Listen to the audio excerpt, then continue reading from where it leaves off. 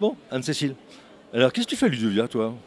Écoute, c'est la première fois que je viens et puis je suis ravie, j'apprends plein de choses, je rencontre des gens, c'était l'objectif, hein, de pouvoir, avoir, ces échanges. T'es jamais venu, c'est pas possible, ça c'est quand même l'événement majeur de l'été, ça fait des années que ça existe et puis... Oui, honte à moi, mais j'ai jamais eu l'opportunité de venir, puis on est venu en Ouais. délégation avec la Dame de Versailles. Ça, t'as un chef qui en fait ne laisse pas partir. Non, il m'a laissé partir à plein d'endroits, mais là, bon, c'est vrai qu'on a eu l'opportunité de venir à plusieurs. Bon alors, qu'est-ce que tu fais exactement dans la Dame de Versailles? Quelle est ta mission? Alors moi, je suis, chef de projet e-formation, c'est-à-dire que je vais, m'occuper de la plateforme Magistère. Je vais également, former, les enseignants, les formateurs, les inspecteurs, les chefs d'établissement. Je produis des parcours de formation à destination de ces formateurs, ou des enseignants qui sont ensuite, mis à disposition sur Magistère. On va revenir dans les détails un peu, mais justement, je pense que c'est ton propos qui me fait réagir là. Comment ils prennent ça, les corps d'inspection, ça avance? Ils ont une réflexion qui est un peu plus aboutie maintenant? Alors, on a mis en place un plan de formation d'envergure, un dispositif de formation de formateurs et on les a inclus assez tôt, depuis 3 ans, justement à de la formation. On les a formés, on les a, immergés dans la formation, en ligne sur Magistère en créant un parcours à leur intention et de cette façon-là, ils ont pris conscience des enjeux de la e-formation. Donc maintenant, ils sont très impliqués et souvent, en équipe, ils viennent se former à la e-formation. Ils sont capables de se transformer en animateurs de communauté en ligne? Eh bien, justement, on essaie de leur apprendre à le faire et les outils qui sont à disposition sur Magistère le permettent. Donc, on va pouvoir proposer des communautés avec de la visioconférence, des forums, de l'échange de documents et ça commence à prendre à l'intérieur de l'académie. Alors, pratiquement, quels sont les enjeux de la e-formation pour les enseignants, justement, pour les profs et pour les formateurs? Alors, on pourrait penser d'un premier degré que c'est un gain de temps parce qu'il n'y a pas de déplacement, mais en fait, ça va bien au-delà. C'est-à-dire qu'on se rend compte dans les dispositifs qui sont mis à disposition qu'il y a aussi un gain en termes de qualité et d'accompagnement.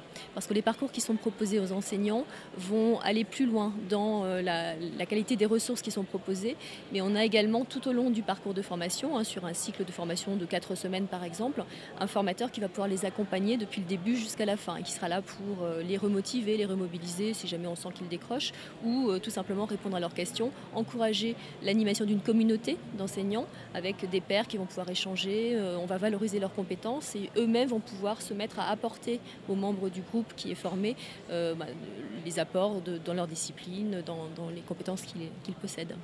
Et comment on fait pour valider les parcours?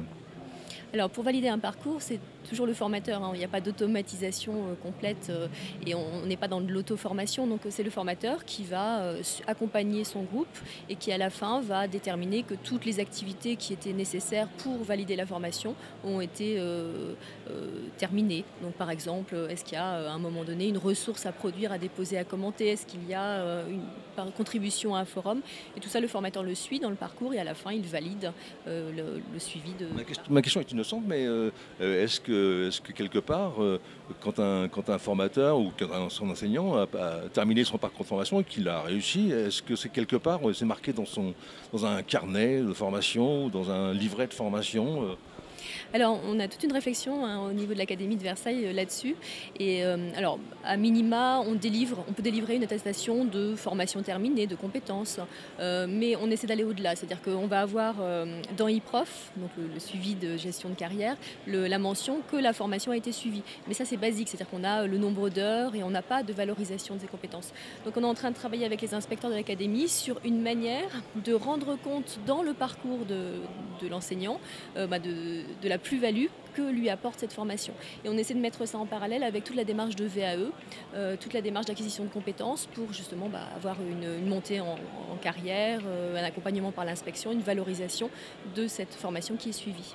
Tu me disais que tout à l'heure, quand on préparait un petit peu cet entretien, tu me disais que l'originalité de la plateforme Versaillaise, c'était que les enseignants avaient compris qu'ils pouvaient réinvestir leur acquisition, leur travail dans leur pratique d'enseignant, et donc qu'ils pouvaient éventuellement faire travailler les élèves sur la plateforme. Alors en fait, il y a 2 plateformes. Il y a la plateforme Magistère qui est là pour former les enseignants, former les formateurs. Et à partir du moment où eux-mêmes ont été formés de manière un peu différente, à la manière de la classe inversée, puisqu'ils ont consulté des ressources en ligne, ils ont contribué à des forums, ils ont été mis en mode projet. Et ça a une incidence forte sur la manière ensuite de transposer ce qu'ils ont appris par rapport à leurs élèves. Donc l'Académie de Versailles met en place une plateforme de formation, mais cette fois-ci à destination des élèves. Elle est actuellement en expérimentation. Elle sera probablement... bon, on fait une petite pause.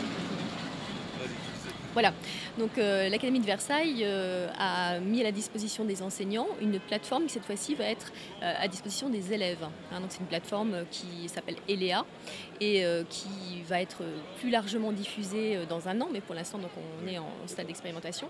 Et l'idée c'est que chaque établissement scolaire puisse avoir par le biais de l'ENT toutes ses classes qui soient connectés à cette plateforme et les enseignants vont pouvoir à la fois créer des parcours, ils auront des parcours qui seront créés un petit peu comme l'EduTech par des inspecteurs et des GEP dont ils pourront s'emparer et ils pourront mutualiser leur propre parcours de formation à destination des élèves. D'accord.